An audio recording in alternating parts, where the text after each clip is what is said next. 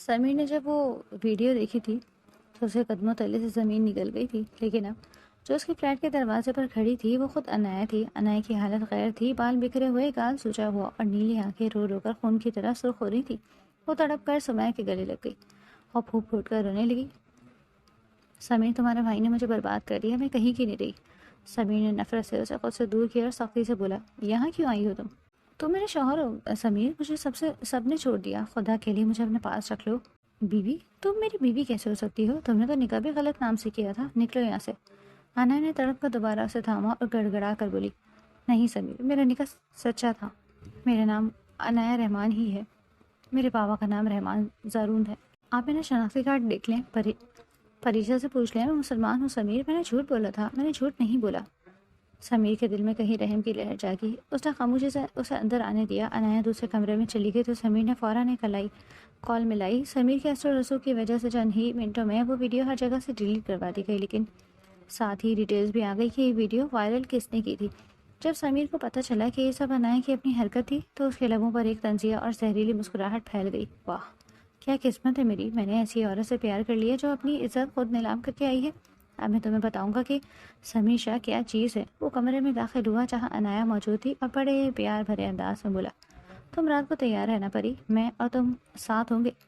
اس نے ایک زوردار آنکھ ماری جسے انایا لگا جیسے سمیر نے اسے معاف کر دیا ہے۔ انایا کا سامان پہلے ہی وہاں موجود تھا۔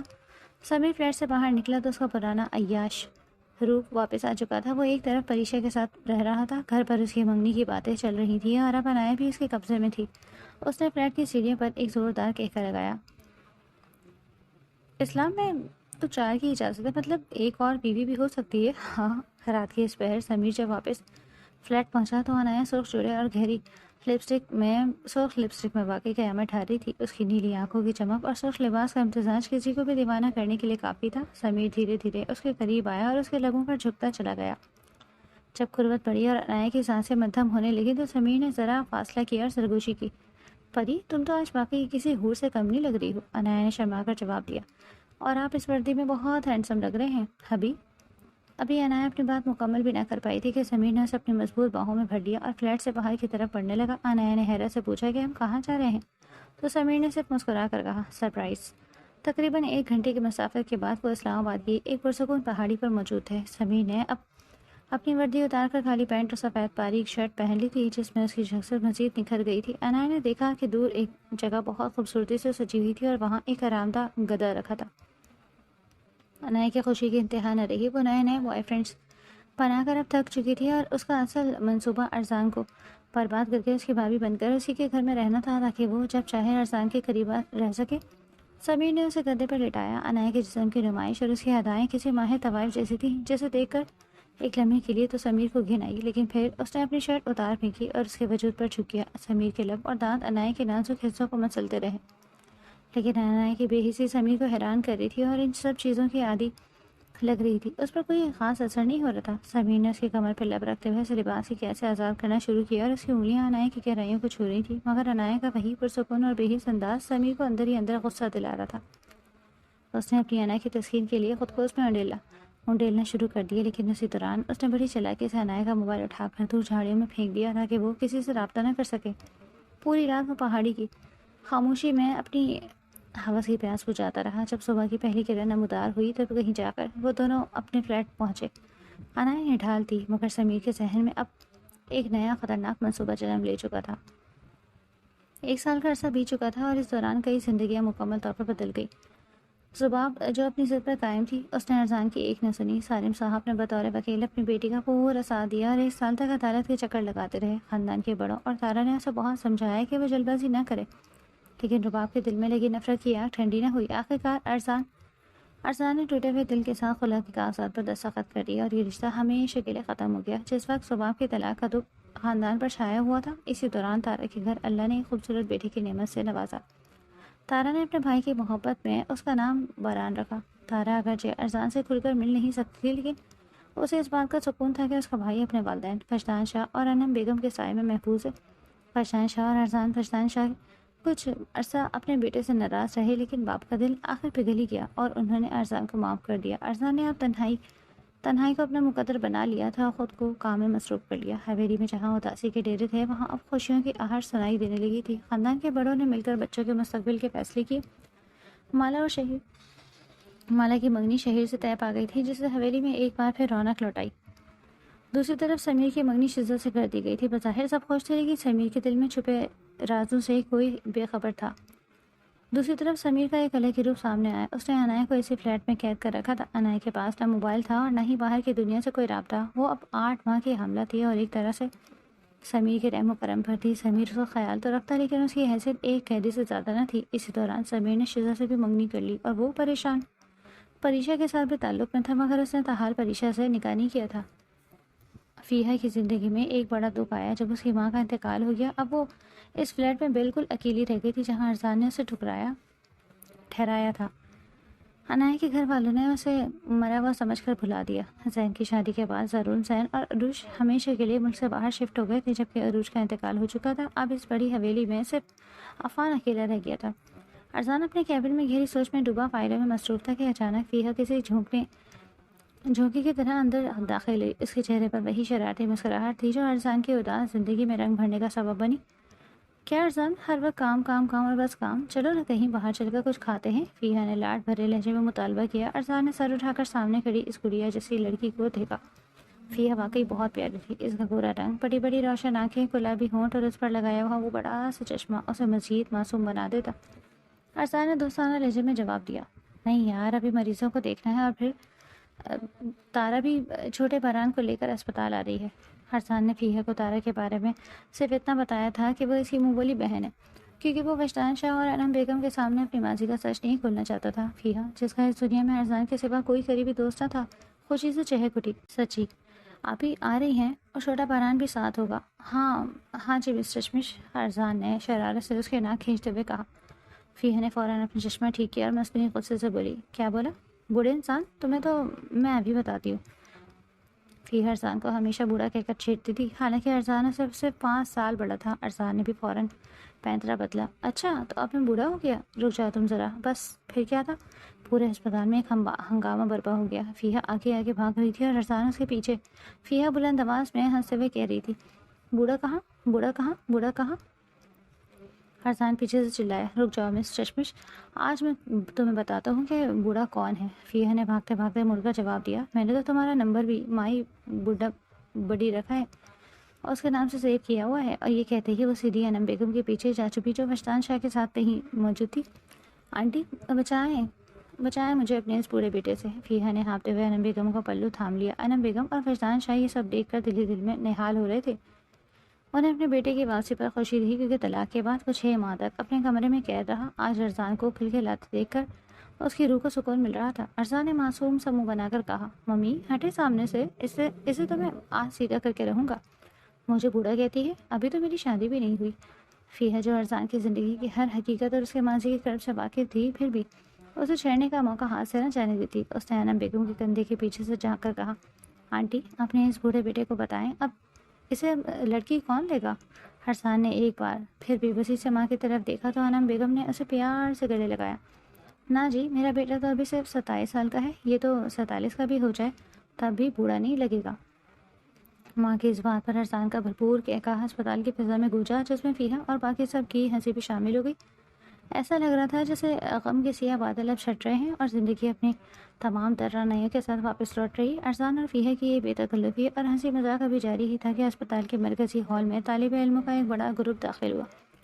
یہ مالا کی کالج ٹیم تھی جو اپنی ریسرچ اور ٹریننگ کے لیے آئی تھی۔ چونکہ یہ ارزان کا اپنا ہسپتال تھا، اس لیے اسے جونیئر کو سکھانے اور سنبھالنے کی ذمہ داری بھی ارزان اور فیہا کے کندھوں پر تھی۔ طالب علموں کے اس ہجوم میں مالا کے ساتھ زباب بھی موجود تھی۔ 1 سال کے طویل عرصے بعد ارزان نے اسے دیکھا تھا، لیکن اس کی آنکھوں میں نہ تو کوئی تڑپ تھی اور نہ ہی کوئی شکوہ۔ ارزان نے کمال ضبط سے کام لیتے ہوئے زباب کو مکمل طور پر نظر انداز کر دیا، جسے وہ وہاں موجود ہی نہ ہو۔ اب ان کے درمیان میاں بیوی والا رشتہ ختم ہو کر محض ایک اجنبی کا رہ گیا تھا۔ ارزان نے سب کا استقبال کرتے ہوئے پیشہ ورانہ لہجے میں کہا، خوش آمدید، آج سے تمام لڑکیاں ڈاکٹر فیہا کی ٹیم کا حصہ ہوں گی اور تمام لڑکے میرے ساتھ کام کریں گے۔ مجھے امید ہے کہ ہمارے اسپتال کا یہ تجربہ آپ سب کے لیے بہت مفید ثابت ہوگا۔ زباب نے جب 1 سال بعد اسپتال کی انجانی جانی پہچانی راہداریوں کو دیکھا تو اسے اپنی زندگی کا وہ خوشگوار وقت یاد آنے لگا جو اس نے یہاں ارزان کے ساتھ گزارا تھا۔ طلاق تو ہو چکی تھی لیکن اب اس کے دل میں پچھتاوے کے کانٹے چبھ رہے تھے۔ اسے اپنی جلد بازی اور جذباتی فیصلے پر ملال ہو رہا تھا، مگر اب پچھتانے سے کیا حاصل؟ اب پچھتائے کیا ہو جب چڑیا چگ گئی کھیت والی مثال اب زباب پر پوری طرح ساری گاتی تھی۔ ارزان نے اسے کتنا سمجھایا تھا کہ وہ بے قصور ہے، مگر تب زباب نے اس کی ایک نہ سنی، اور اب وہ ارزان جو کبھی صرف اس کا تھا آج اس کے سامنے ایک اجنبی بن کر کھڑا تھا۔ زباب ابھی اپنی سوچوں میں گم تھی کہ جب کالج کے بچے اپنی ڈیموں کی طرف جانے لگے، ارزان نے ایک بار پھر شرارت کی اور فیحہ کے بال زور سے کھینچ دیے۔ آئی ارزان! فیحہ تڑپ کے مری، اس کی آنکھیں غصے اور ہنسی کا امتزاج تھیں۔ ہنستے ہوئے بھاگتے ہوئے، رک جاؤ مس چشمش، ابھی تو تمہارا حساب باقی ہے۔ فیحہ ایک بار پھر اس کے پیچھے بھاگی۔ رک جا تو بڈھے، میں بتاتی ہوں تجھے کہ بال کھینچنے کا انجام کیا ہوتا ہے۔ زباب ساکت کھڑی یہ سب دیکھ رہی تھی۔ ارزان کی وہ ہنسی، وہ زندہ دلی جو کبھی اس کے دم سے تھی، آج کسی اور کی وجہ سے واپس آئی تھی۔ اسے محسوس ہوا کہ وہ اس خوبصورت تصویر کا حصہ اب کبھی نہیں بن سکتی۔ تبھی کرن جو زباب کی گہری دوست تھی، ارزان کی شخصیت سے مروب ہو کر دبی آواز سے بولی، یار زباب سر کتنے ڈیشنگ اور ہینڈسم ہیں، میرا تو دل آ گیا ہے ان پر۔ زباب نے تڑپ کر ارزان کی طرف دیکھا جو ابھی بھی فیحہ کے ساتھ ہنسی مذاق میں مصروف تھا۔ زباب کے دل میں ایک ٹھیس سی اٹھی۔ اس نے ایک لمبی اور بھاری سانس بھری اور خاموشی سے اپنی کلاس کی طرف چل دی۔ کالج کے بچوں کا ہسپتال آتے آج 6 دن گزر چکے تھے، لیکن ارزان نے ایک بار بھی زباب کی طرف مڑ کر نہ دیکھا۔ وہ ارزان جس کی نظریں کبھی زباب پر پڑتی تو ہٹنا بھول جاتی تھی، اب مکمل بدل چکا تھا۔ اب اس کی زندگی کا محور اس کی فیملی اور فیحہ کی دوستی تھی۔ زباب ابھی انہی سوچوں کی گرداب میں تھی کہ ارزان کی روبدار آواز گونجی، تو گرلز آج ڈاکٹر فیحہ کی طبیعت تھوڑی ناساز ہے، اس لیے آج آپ کی کلاس میں بھی میں ہی لوں گا۔ زباب اپنی پلکیں چمکائے بغیر اسے دیکھتی اور سنتی رہی۔ کہتے ہیں نا کہ لا حاصل ہو جائے تو خاک برابر، لیکن جب وہی حاصل ہاتھ سے نکل جائے تو اس کی قدر سمجھ آتی ہے۔ زباب نے اپنی برسوں کی محبت کو محض ایک ویڈیو کی بنیاد پر قربان کر دیا، حالانکہ ماضی تو ہر انسان کا ہوتا ہے اور ارزان کا ماضی تو زخموں سے چور تھا۔ اس کی ماں کے ساتھ جو اس کی آنکھوں کے سامنے ہوا تھا، اس صدمے نے اسے کہیں کا نہ چھوڑا۔ بچپن کی اس خوفناک منظر نے اس کے نفسیات پر گہرا اثر ڈالا تھا، اور کسی نے اسے یہ نہیں سمجھایا تھا کہ وہ غلط راستے پر ہے۔ اس نے وہی سکون دوسری لڑکیوں میں ڈھونڈنے کی کوشش کی، لیکن جہاں تک زباب کا تعلق تھا، ارزان اس کے لیے بالکل سچا اور مخلص تھا۔ مگر افسوس، زباب اس کی روح کے زخموں کو نہ سمجھ سکی اور ایک ہی پل میں سب کچھ ختم کر دیا۔ کلاس ابھی جاری ہی تھی کہ اچانک ایمرجنسی کا سائرن بج اٹھا۔ ایک مریض کی حالت نہایت تشویشناک تھی۔ ارزان نے فوراً کلاس ختم کی اور تیزی سے ایمرجنسی وارڈ کی طرف بھاگا، لیکن جیسے ہی اس کی نظر اسٹریچر پر لیٹے شخص پر پڑی، اس کے قدم وہیں منجمد ہو گئے۔ سامنے عفان تھا، وہی شخص جس نے ارزان کی ماں کے ساتھ ظلم کیا تھا، اور آج وہ بے بسی کی حالت میں ارزان کے سامنے پڑا تھا۔ اس کے چہرے کی رنگت کالی پڑ چکی تھی، آنکھوں کے گرد گہرے سیاہ حلقے تھے، اور جسم ہڈیوں کا ڈھانچہ بن چکا تھا۔ ارزان اسے پہلی نظر میں ہی پہچان گیا اور سمجھ گیا کہ یہ مقافات عمل کا سلسلہ تو بہت پہلے ہی شروع ہو چکا تھا۔ عفان کی سزا اس کی زندگی میں ہی شروع ہو گئی تھی۔ اس کی بیٹی پریشا اب اپنے بوائے فرینڈ کے ساتھ رہتی، اور نہ جانے کتنے ہی لڑکے اس کے دوست بن چکے تھے جو کسی بھی باپ کے لیے جیتے جی مرنے کا مقام ہوتا۔ دوسری طرف عروش کو ذہن نے طلاق دے دی تھی، کیونکہ اس نے عروش کو کسی غیر مرد کے ساتھ نازیبا حالت میں پکڑ لیا۔ عفان کی بیوی عروش بھی 1 سال پہلے اسے تنہا چھوڑ کر اس دنیا سے جا چکی تھی۔ وہ کافی عرصے سے اپنی بیٹیوں کی بے حیائی دیکھ کر اندر ہی اندر ختم ہو رہا تھا۔ ارزان نے ایک سچے اور پیشے ور ڈاکٹر کی طرح اپنے تمام ذاتی دکھوں کو پس پوچھ ڈال کر اس کا آپریشن کیا، مگر قدرت کو کچھ اور ہی منظور تھا۔ عفان کے گناہوں کا بوجھ اور بیٹیوں کا دیا ہوا دکھ اتنا زیادہ تھا کہ وہ چابڑ نہ ہو سکا اور دم توڑ گیا۔ ارزان آپریشن تھیٹر سے باہر نکلا تو اس کے دل و دماغ پر ایک عجیب سا سکون تھا۔ اس نے گہرا سانس لیا اور اپنے لہجے میں وہی کاٹ لیے کہا، کمزن خزکم جہاں پاک۔ ارزان جب آپریشن تھیٹر سے باہر نکلا تو اس کا لہجہ بالکل سپاٹ تھا۔ اس نے پریشا اور وہاں موجود لوگوں کی طرف دیکھا اور سب میں یہ کسی بھی تاثر کے بغیر محض اتنا کہا، آئی ایم سوری۔ وہ نہیں رہے۔ پریشا وہاں کھڑی تھی، لیکن اس کی آنکھوں میں ایک بھی آنسو نہیں تھا۔ اسے اپنے باپ کے جانے کا کوئی دکھ نہیں تھا، کیونکہ وہ بہت پہلے ہی جذباتی طور پر ان سے دور ہو چکی تھی۔ وہ بس بت بنی کھڑی رہی۔ دوسری طرف عروش تھوڑا بہت روئی، شاید اسے اپنے بچپن یا باپ کا کوئی رشتہ یاد آ گیا تھا۔ وہ سب مل کر عفان کی لاش کو گھر لے کر گئے تھے تاکہ آخری رسومات ادا کی جا سکے۔ جب سمیر کو پتہ چلا کہ پریشا کا باپ مر گیا ہے تو وہ فوراً انایا کو فلیٹ پر چھوڑ کر وہاں پہنچ گیا تھا۔ سمیر اور انایا کے تعلقات اب کافی حد تک بدل چکے تھے۔ سمیر اب انایا کے ساتھ نرمی اور اچھے طریقے سے بات کرتا، اور وہ دونوں اپنے آنے والے بچے کی خوشی میں ایک دوسرے کے قریب آ گئے۔ انایا بھی اب سمیر کے ساتھ خوش رہنے لگی تھی، اور اس نے اپنی قید کو ایک طرح سے اپنی تقدیر مان لیا تھا۔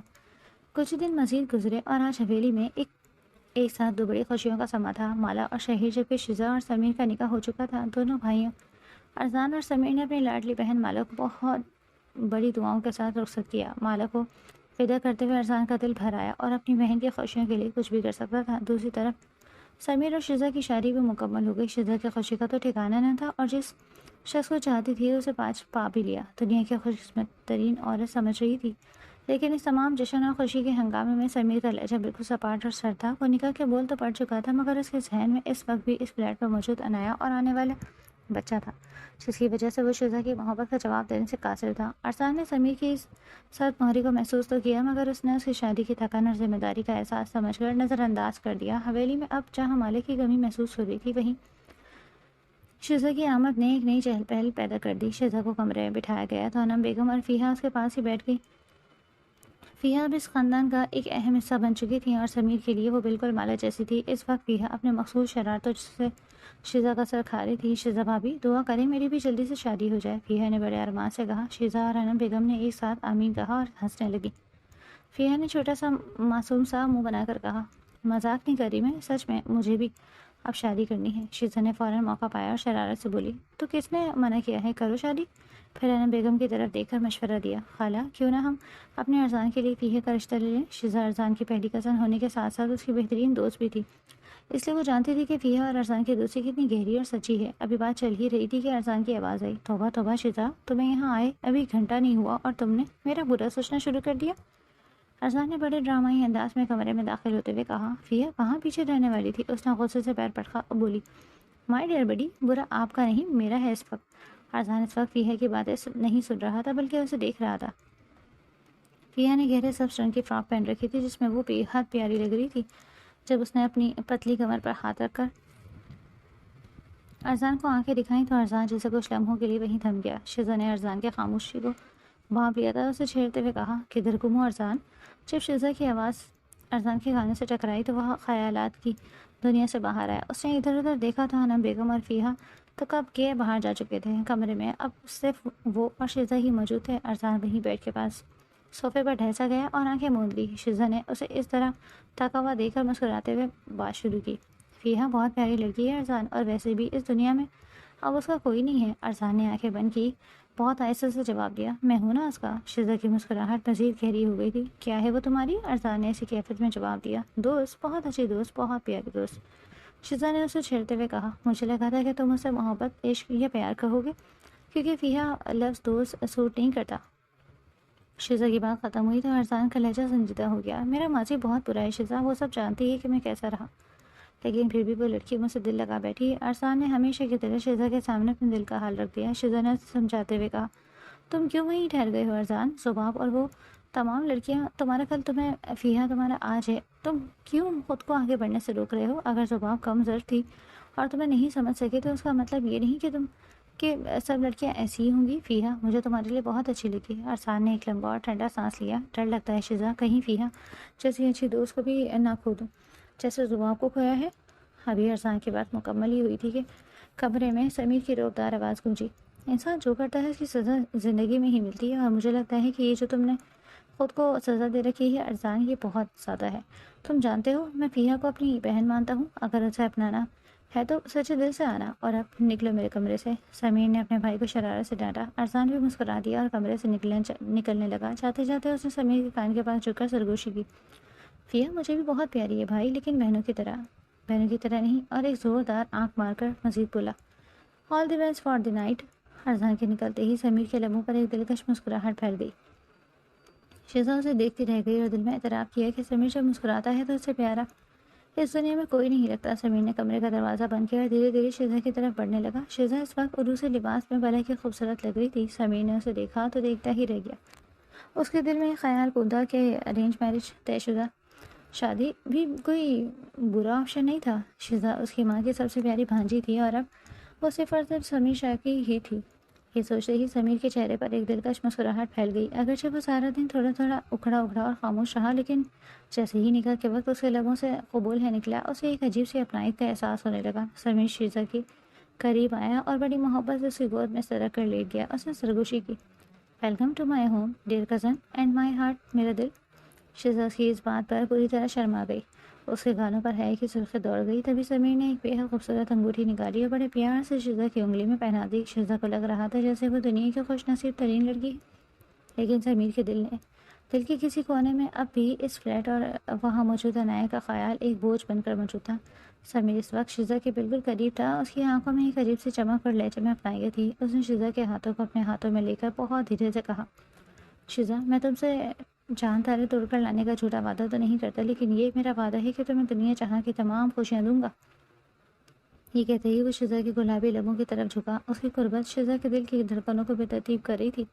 تھوڑی دیر بعد جب وہ پیچھے ہٹا تو شرارت سے شزا کے ماتھے پر لگے پسینے کے قطروں کو دیکھا اور اس کا دوپٹہ اتارنے کی کوشش کرنے لگا جو بے شمار پنوں سے بالوں اور لباس کے ساتھ جڑا ہوا تھا۔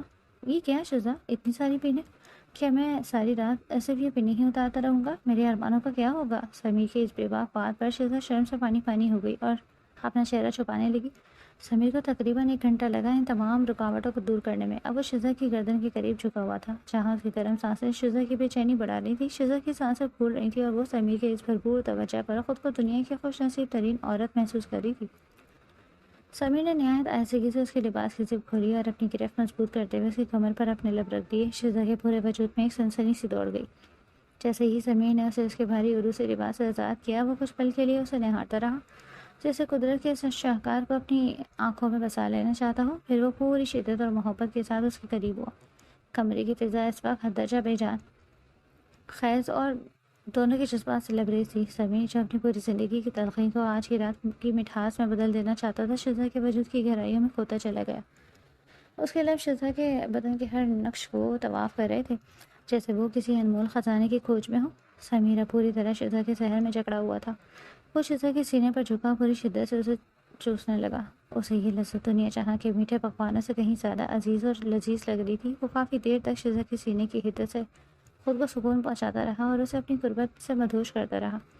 شزا کی سسکیاں اور بے ترتیبی سے چلتی سانسیں گواہ تھی کہ وہ سمیر کے اس فالحانہ لمس میں خود کو کھو چکی تھی۔ اب دونوں کے لیے ضبط کا بندھن ٹوٹ چکا تھا، دوریوں کا مزید بوجھ اٹھانا محال ہو گیا تھا۔ سمیر نے خود کو بھی لباس کے ہر بوجھ سے آزاد کیا اور پوری وارفتگی کے ساتھ شزا کی گہرائیوں میں اترنے لگا۔ اس رات نے ان کے درمیان ایک ایسا بندھن قائم کر دیا تھا جس کی تپش اور شدت نے کمر کی در و دیوار اپنی لپیٹ میں لے لیا۔ دونوں ایک دوسرے کے وجود میں ضم ہو کر دنیا و مافیہ سے بے خبر ہو گئے۔ ارزان جب شزا کے کمرے سے نکلا تو ایک عجیب سی خواہش، خوشگواریت اس کے وجود میں رچی بچی تھی۔ وہ مسکراتا ہوا انم بیگم کے کمرے کی طرف بڑھا، جہاں فیہ اور انم بیگم پرانی تصویریں دیکھ رہی تھیں۔ فیہ اس وقت ارزان، سمیر اور مالا کے بچپن کی ایک تصویر ہاتھ میں تھامے کھوئی ہوئی تھی۔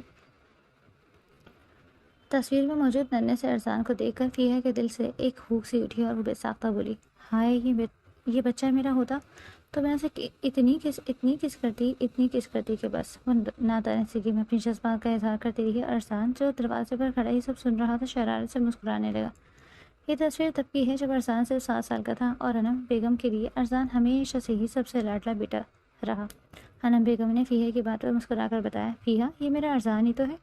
ارزان نے فوراً موقع پایا اور کمرے میں داخل ہوتے ہوئے بولا، لو فیہ، کر لو جتنی کس کرنی ہے، بچہ حاضر ہے۔ ارزان کی اچانک آمد اور اس بات پر فیہ کا تو جیسے منہ ہی کھل گیا۔ بچہ، تم تو بزرگ ہو، بزرگ۔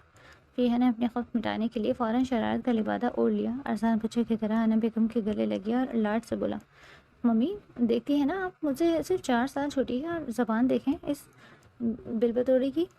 فیہ کہاں خاموش رہنے والی تھی۔ اس نے مصنوعی غصے سے انم بیگم سے کہا، آنٹی، آپ کا یہ بیٹا کسی دن میرے ہاتھ ضائع ہو جائے گا، پلیز اسے کہیں کہ اپنی زبان کے جوہر کم دکھایا کرے۔ انم بیگم نے محبت سے فیہ کی بھی دوسرے ہاتھ سے گلے لگایا اور جذباتی ہو کر بولی، بس تم دونوں اسی طرح ہنستے رہا کرو اور تم ہی تو میرے گھر کی اصل رونق ہو۔ انم بیگم کی آواز میں تھوڑی اداسی بھی تھی کیونکہ آج ہی انہوں نے اپنی لاڈلی مالا کو رخصت کیا تھا۔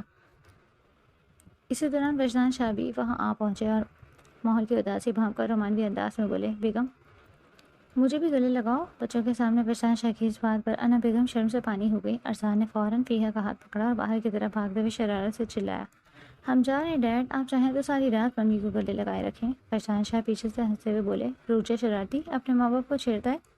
کمرہ ان سب کے کہکہوں سے گونج اٹھا اور مالا کی رخصتی کا بوجھل پن کچھ کم ہونے لگا۔ دوسری طرف سمیر جیسے تھکنے کا نام نہیں لے رہا تھا، جبکہ شزا کی حالت غیر ہو رہی تھی۔ وہ شزا کو جو ہر وقت بولتی رہتی تھی، آج سمیر کی غربت اور شدت کے سامنے اپنے الفاظ بھی بھول چکی تھی۔ وہ اٹک اٹک کر بس اتنے ہی کہہ پا رہی تھی، سمیر، جی جانے سمیر نے بہت پیار سے کہا۔ سمیر نے شزا کے ماتھے پر اپنے لب رکھے اور ایک گہرا سانس لیا۔ اسے شزا سے جو اپنائیت اور سکون محسوس ہو رہا تھا وہ اسے کبھی انایا سے نہیں ملا تھا۔ انایا ایک ایسی لڑکی تھی جو نہ جانے کتنے مردوں کے ساتھ وقت گزار چکی تھی، لیکن آج بستر پر موجود خون کے دھبے اس بات کی گواہی دے رہے تھے کہ شزا ایک پاک دامن لڑکی ہے جسے آج سے پہلے کسی نے چھوا تک نہیں تھا۔ یہی وجہ تھی کہ سمیر کی شدت میں کمی نہ آ رہی تھی۔ بس کریں، مجھے درد ہو رہا ہے، شزا نے روتے ہوئے اور رک کر التجا کی۔ سمیر کو تو شاید احساس ہی نہیں تھا کہ وہ شزا کے ساتھ کتنی سختی سے پیش آ رہا ہے، لیکن جب اس نے دیکھا کہ شزا کی پیاری پیاری آنکھوں میں آنسو ہیں اور اس کا پورا جسم کانپ رہا ہے تو اس کا دل پسیج گیا۔ وہ فوراً اسے جدا ہوا، اس کی آنکھوں کو چوما اور اسے اپنی باہوں میں بھر کر لیٹ گیا۔ کچھ ہی دیر میں تھکن کی وجہ سے شزا گہری نیند میں چلی گئی۔ صبح کے 6 بج رہے تھے، لیکن سمیر کی آنکھوں میں اب نیند کہاں تھی۔ وہ بس شزا کے معصوم چہرے کو دیکھ رہا تھا۔ اس کے ارمان ابھی ادھورے تھے، مگر اس کی نازک بیوی جلدی تھک گئی تھی۔ اسی دوران پریشا کی کال آئی، اس نے خاموشی کو توڑ دیا۔ سمیر اٹھا، فریش ہوا اور تیار ہو کر سیدھا پریشا کے فلیٹ پر پہنچ گیا،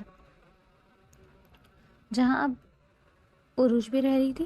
کہتے ہیں نا کہ جب انسان کو حرام کی لت لگ جائے تو پاس 2 بیویاں بھی ہوں تب بھی وہ گناہ کی طرف بھاگتا ہے۔ وہی حال ہمارے SHO سمیر شاہ کا تھا۔ گھر میں ایک حلال اور پاکیزہ بیوی تھی اور باہر ایک بیوی ماں بننے والی تھی، لیکن اس کی ہوس اور عادت اسے پھر سے پریشا کے پاس کھینچ لائی۔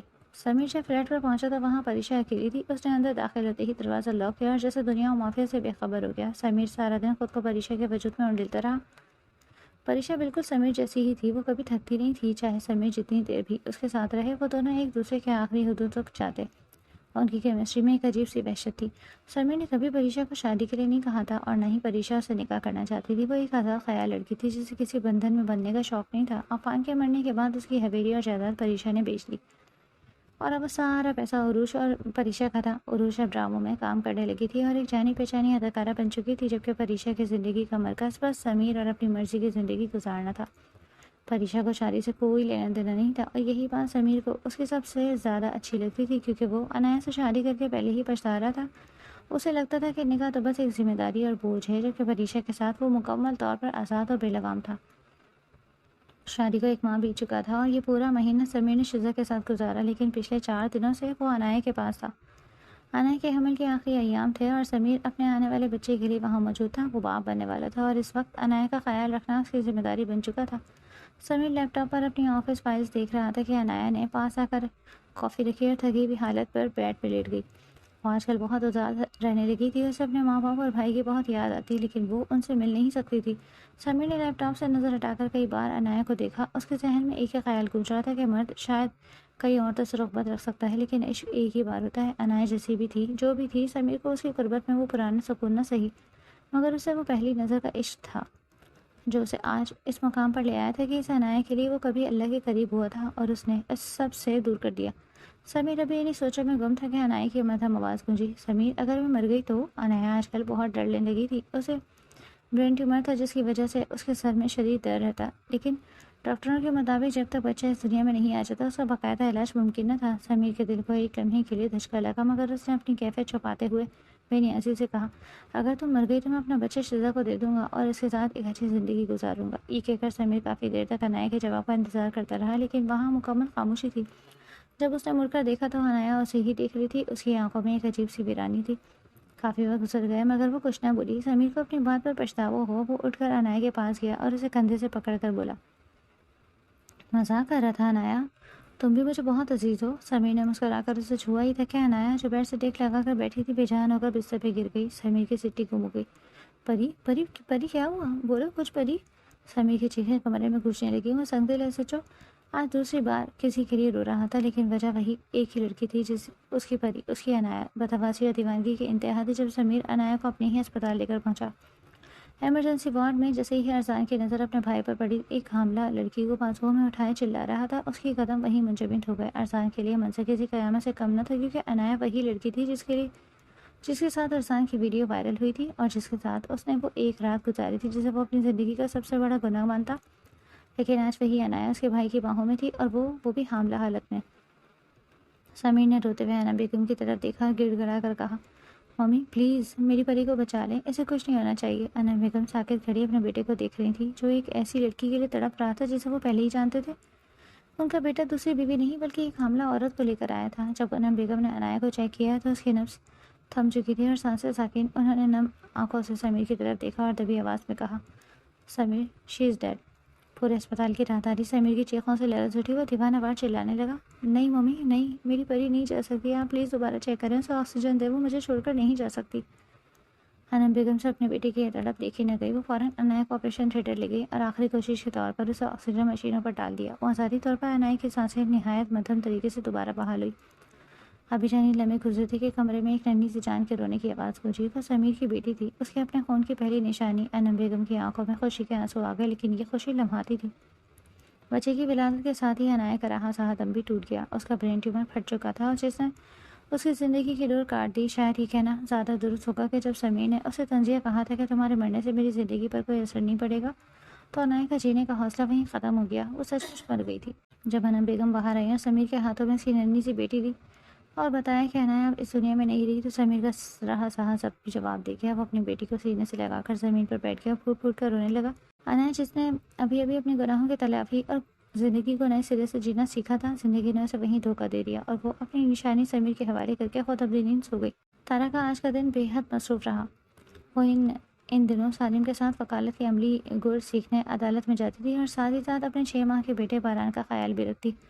ذمہ داریوں کے اس بوجھ نے اسے کافی تھکا دیا تھا, لیکن گھر واپسی پر سالم نے اسے ایک ایسی خبر سنائی جس نے تھکن کو خوشی میں بدل دیا. سالم نے بتایا کہ اس کے ایک قریبی دوست کی فیملی زبان کو دیکھنے آ رہی ہے. وہ دوست خود ان دنوں بیرون ملک مقیم تھا, اس لیے اس کی والدہ, بیوی اور بیٹا اس رشتے کے سلسلے میں آئے تھے. ملاقات کا دورانیہ بہت خوشگوار رہا. لڑکا سلمان سلجھاوا اور نیک سیرت انسان تھا اور اسے دیکھتے ہی گھر والوں کا اندازہ ہو گیا تھا کہ وہ زباب کے لیے بہت اچھا ایک جیون ساتھی ثابت ہو سکتا ہے. زباب کو بھی پہلی نظر میں سلمان ٹھیک ٹھاک لگا, یعنی اسے کوئی اعتراض نہ تھا. جاتے جاتے سلمان کی فیملی نے رشتے کے لیے اپنی رضامندی ظاہر کر دی اور بات پکی ہو گئی. سالم نے دوران گفتگو واضح کر دیا کہ اس کی بیٹی پہلے ہی ایک غلط فیصلے ارزان کے ساتھ ہونے والی تلخیوں کی نظر ہو چکی, اس لیے وہ اب کوئی دوسرا خطرہ مول نہیں لینا چاہتے. اس پر سلمان کی والدہ سمارا بیگم نے بڑے مان سے یقین دلایا, سالم بھائی آپ بے فکر رہیں, ہم زباب کو اپنی بیٹی بنا کر رکھیں گے اور اسے کبھی کسی دکھ کا سایہ بھی نہیں چھونے دیں گے. دورانی اور سالم کی دوستی تو پچھلے 4 ماہ سے اس رشتے پر متفق تھی, لیکن اب باقاعدہ تاریخ طے کرنے کا وقت آ گیا تھا. سمارا بیگم نے تجویز دی کہ چونکہ دورانی صاحب سلمان کے والد اگلے ماہ واپس آ رہے تھے, اس لیے نکاح کی تاریخ تب کی رکھی جائے. سالم نے بھی اس بات سے اتفاق کر لیا اور یوں زباب کی زندگی کا ایک نیا اور روشن باب شروع ہونے کی امید پیدا ہو گئی. کمرے کی فضا اس وقت حد درجہ رومانوی اور سکون سے لبریز تھی. تارا اپنے 6 ماہ کے بیٹے باران کو دودھ پلا رہی تھی کہ سالم طبی قدموں کمرے میں داخل ہوا. باران دودھ پیتے پیتے گہری نیند کی وادی میں اتر گیا تو تارا نے نرمی سے اسے خود سے جدا کر کے بستر پہ لٹا دیا. اسی پل سالم کی کھنکتی ہوئی آواز گونجی, تارا میری جان دیکھو, اب آپ اپنے گھر کی ہونے جا رہی ہے اور الیان بھی اپنی پڑھائی کے لیے انگلینڈ میں مگن ہے. تمہیں نہیں لگتا کہ اب ہمیں اپنی فیملی کو تھوڑا اور بڑھانا چاہیے؟ باران کی ایک چھوٹی سی پیاری سی بہن ہونی چاہیے. سالم کی اس بے باک بات پر تارا نے شرما کر اپنی نظریں جھکا لی. تارا ماں بننے کے بعد پہلے سے کہیں زیادہ حسین و پرکشش ہو گئی تھی. سالم جو 38 سال کا ایک بھرپور جوان مرد تھا, اس کے لیے تارا جیسے خوبصورت بیوی کی موجودگی ہی اسے مدہوش کرنے کے لیے کافی تھی. سالم دھیرے سے تارا کے لبوں پر جھکا اور اسے اپنی محبت کی گرفت میں لے لیا. اس نے نرمی سے تارا کے جسم سے لباس کی رکاوٹ کو دور کیا. سالم کی شادی سے پہلے خدشہ تھا کہ تارا کے ساتھ اس رات کوئی زیادتی ہوئی, لیکن شادی کی پہلی رات اس پر یہ حقیقت کھل گئی. تارا ایک پاک دامن لڑکی تھی اور سالم میں وہ پہلا مرد تھا جس نے اس کے وجود کی گہرائیوں کو چھوا. یہی سوچ سالم کے جوش کو مزید بڑھا دیتی تھی. اس نے پوری شدت اور اپنائی کے ساتھ تارا کے وجود کو اپنی آغوش میں لیا. تارا کی دبی دبی سسکیاں کمرے کی خاموشی میں ارتعاش پیدا کر رہی تھی. سالم نے خود کو تمام پردوں سے آزاد کیا اور تارا کی زندگی اور وجود کی گہرائیوں میں اترتا چلا گیا, جہاں صرف ان دونوں کی سانسوں کا شور تھا اور ایک دوسرے کو پانی کی تڑپ.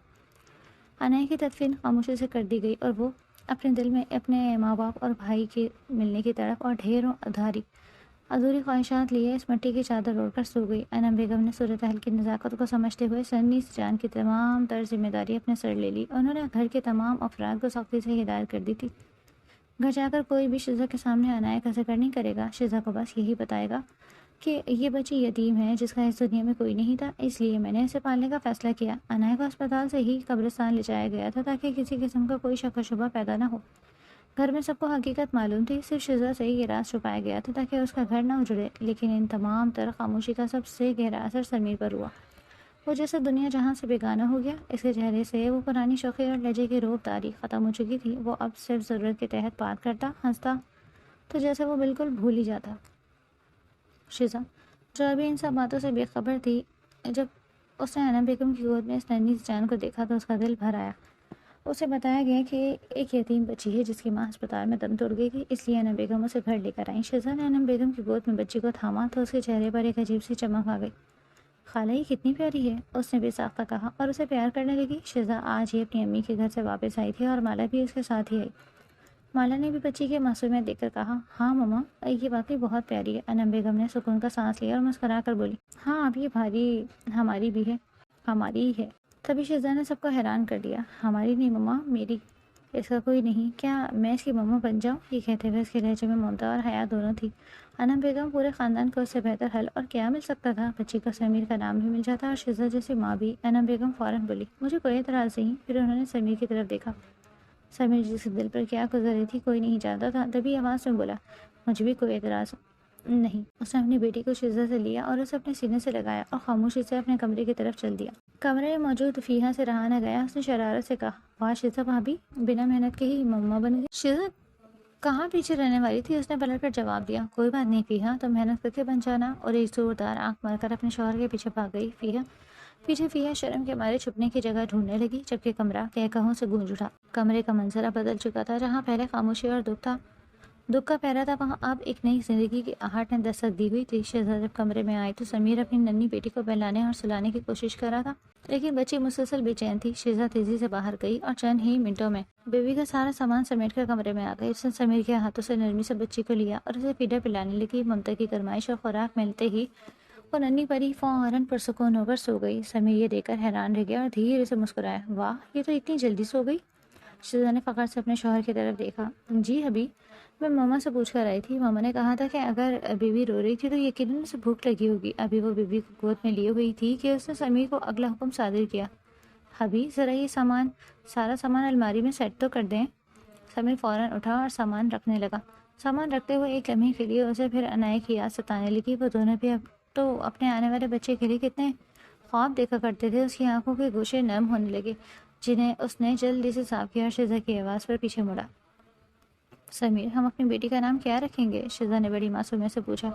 سمیر نے محبت بھرے لہجے میں جواب دیا، تم اس کی مما ہو، تم ہی نام رکھو۔ شہزاد کی آنکھیں چمک اٹھی، میں نے سوچا تھا کہ جب میری بیٹی ہوگی تو میں اس کا نام عمل رکھوں گی، اگر آپ کو اعتراض نہ ہو تو۔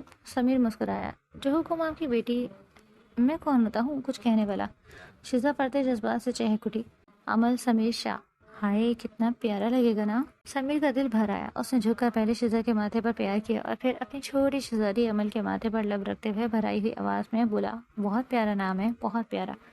حویلی کا ماحول اب عمل کی آمد سے کافی خوشگوار ہو چکا تھا، لیکن ارزان اور فیہا کی نوک جھوک اپنی جگہ برقرار تھی۔ ارزان جیسے ہی کمرے میں داخل ہوا، اس کی نظر سب سے پہلے فیہا پر پڑی، جو اپنی اینک ٹھیک کر رہی تھی۔ ہائے چشمش، ارزان نے اسے چھیڑتے ہوئے پکارا۔ فیہا نے بھی فوراً ترنت جواب دیا، ہائے بزرگ جی۔ دونوں کا یہ انداز دیکھ کر انم بیگم سے رہا نہ گیا، وہ شرارت سے مسکرائیں اور بولی، ایسے نہ بولو میری بیٹی کو فیہا، بعد میں پچھتانا پڑے گا جب اسی بزرگ سے تمہاری شادی کر دی تو۔ انم بیگم کی اس بات پر دونوں جیسے ساکت رہ گئے۔ ارزان اور فیہا نے ایک ساتھ حیرت اور صدمے سے انم بیگم کی طرف دیکھا۔ ارزان نے فوراً ناک چڑھاتے ہوئے کہا، شادی اور اس چشمش سے؟ کبھی نہیں موم۔ اگرچہ ارزان کی بات ایک مذاق تھی، لیکن فیہا کے دل کو جیسے ایک لمحے کے لیے کچھ ہوا، اسے برا لگا، مگر اپنی خفت مٹانے کے لیے وہ بھی تڑپ کر بولی، نہ جی نہ، میں تو اپنی عمر کی کسی ہینڈسم لڑکے سے شادی کروں گی، اس بڈھے سے تو کبھی نہیں۔ اب وہی حال ارزان کا تھا، اسے بھی فیہا کی بات سن کر اندر ہی اندر آگ لگی ہی تھی۔ دونوں ایک دوسرے کو نیچے دکھانے کا کوئی موقع ہاتھ سے نہیں جانے دے رہے تھے، جبکہ حقیقت یہ تھی کہ دونوں کے دلوں میں ایک دوسرے کے لیے جگہ بن چکی تھی اور وہ لاشعوری طور پر ایک دوسرے کے ساتھ ہی زندگی گزارنے کا ارادہ رکھتے تھے۔ انم بیگم ان دونوں کے چہروں کو بدلتے رنگ دیکھ کر دل ہی دل میں ہنسنے لگی۔ وہ جانتی تھیں کہ یہ تکرار جلد ہی ایک خوبصورت رشتے میں بدلنے والی ہے۔ رات کی خاموشی میں جب فضا عمل کے معصوم سانسوں سے مہک رہی تھی، شہزاد نے موقع پا کر فیہا سے وہ سوال کر ہی لیا جو کافی عرصے سے اس کے ذہن میں گردش کر رہا تھا، فیہا سچ بتانا، کیا تم ارزان سے محبت کرتی ہو؟ شہزاد نے عمل کو جھولا جھلاتے ہوئے دبی آواز میں پوچھا۔ فیہا نے کوئی لگی لپٹی رکھے بغیر صاف جواب دیا، ہاں بھابی کرتی ہوں۔ شہزاد حیران رہ گئی، کب سے؟ 5 سال پہلے جب کالج میں اسے دیکھا تھا تب سے۔ فیہا کے اس جواب نے شہزاد کو جھٹکا دے دیا۔ کیا ارزان تو کہتا ہے کہ تم اسے ہسپتال میں ملی تھی؟ شہزاد نے حیرت سے پوچھا۔ فیہا نے عمل کو اپنی گود میں لیتے ہوئے تلخ مسکراہٹ کے ساتھ بتایا، جی بھابھی وہ صحیح کہتا ہے، اس کی نظر مجھ پر اسپتال میں ہی پڑی تھی، ورنہ کالج میں تو اس کی 4 گرل فرینڈس تھیں، مجھے تو ان کے نام بھی یاد ہے، ازا، سومیا، سارا اور لائزا۔ اسی دوران واش روم سے سمیر نکلا اور خاموشی سے ان کی باتیں سننے لگا۔ شیزا نے اپنی بات جاری رکھی، تم ارزان کے ماضی کے بارے میں سب جانتی ہو، پھر بھی اسے پیار کرتی ہو؟ جی بھابھی، پھر بھی کرتی ہوں، فیہ کا جواب اٹل تھا۔ اور ثواب کے بارے میں؟ ارزان نے کیوں طلاق لی؟ اس کی ویڈیو وائرل ہوئی، وہ سب؟ شیزا نے اسے آزمانے کے لیے پھر پوچھا۔ فیہ کی آنکھوں میں آنسو بھر آئے، اسے شیزا کی طرف دیکھ کر بھرائی ہوئی آواز میں کہا، سب جانتی ہوں بھابھی، پر کیوں بتاؤں اسے؟ کیا اسے نظر نہیں آتا؟ کیا اسے میری محبت، میری پرواہ دکھائی نہیں دیتی؟ وہ جانتا ہے کہ میرا اس دنیا میں کوئی نہیں، اکیلے فلیٹ میں رہنا میرے لیے کتنا مشکل ہے، پر اس نے کبھی نہیں کہا کہ وہ میری ذمہ داری اٹھائے گا۔ میں یہاں آتی ہوں کیونکہ مجھے اچھا لگتا ہے، پر وہ کبھی نہیں سوچے گا، کبھی نہیں سمجھے گا۔ یہ کہہ کر فیہ عزت نہ کر سکی اور روتے ہوئے باہر کی طرف بھاگ گئی۔ وہ اس بات سے بالکل بے خبر تھی کہ شیزا نے ارزان کو کال ملائی ہوئی تھی تاکہ وہ فیہ کے دل کی تڑپ اور سچی محبت اپنے کان سے سن سکے۔ ہسپتال کے کوریڈور میں جب ارزان اپنی کلاس لے کر باہر نکلا تو ایک بے حد نازک سی لڑکی سے ٹکرایا۔ جیسے ہی اس کی نظر پڑی، اس کا دل ایک لمحے کے لیے رک گیا۔ وہ اور کوئی نہیں، زباب تھی۔ زباب اب پہلے سے کافی کمزور ہو چکی تھی، لیکن اس کی خوبصورتی میں اب بھی وہی کشش تھی۔ ارزان پچھلے کچھ عرصے سے اپنی زندگی فیہ کے ساتھ جوڑنے کے بارے میں سوچ رہا تھا، لیکن آج زباب کو اتنے قریب دیکھ کر اس کے دل نے اعتراف کیا کہ وہ اسے کبھی نہیں بھول پایا۔ اسے وہ لمحہ یاد آیا جب زباب اتنی پتھر دل بن گئی تھی کہ اس کے ماضی کا بہانہ بنا کر اس سے دور ہو گئی۔ کئی لمحوں تک دونوں ایک دوسرے کی آنکھوں میں خاموشی سے دیکھتے رہے۔ زباب کی آنکھوں میں دکھ تھا، جبکہ ارزان کی آنکھوں میں ایک سرد بے رخی۔ تبھی فیہ کی آواز گونجی۔ فیہ اس لڑکی زباب کو جانتی تھی، اس نے ارزان کو پکارا۔ ارزان جو ہمیشہ سے آنا اور اپنی ایٹیٹیوڈ رکھنے والا لڑکا تھا، اس نے فوراً زباب کو نظر انداز کیا اور فیہ کی گردن کے گرد بازو ڈال کر اسے اپنے ساتھ لگا لیا۔ وہ اس کے ساتھ اس طرح چل دیا جیسے ایک دوست اپنے قریبی دوست کے ساتھ چلتا ہے، مگر یہ سب وہ زباب کو دکھانے کے لیے کر رہا تھا۔ پیچھے کھڑی زباب کی حالت غیر عادی تھی، اسے سمجھ نہیں آ رہا تھا کہ اسے رونا کیوں آ رہا ہے۔ ارزان اس کی پہلی محبت تھا، وہ چھوٹی عمر کا عشق جو انسان کو کہیں کا نہیں چھوڑتا۔ زباب کو آج شدت سے احساس ہوا کہ اس کے غلط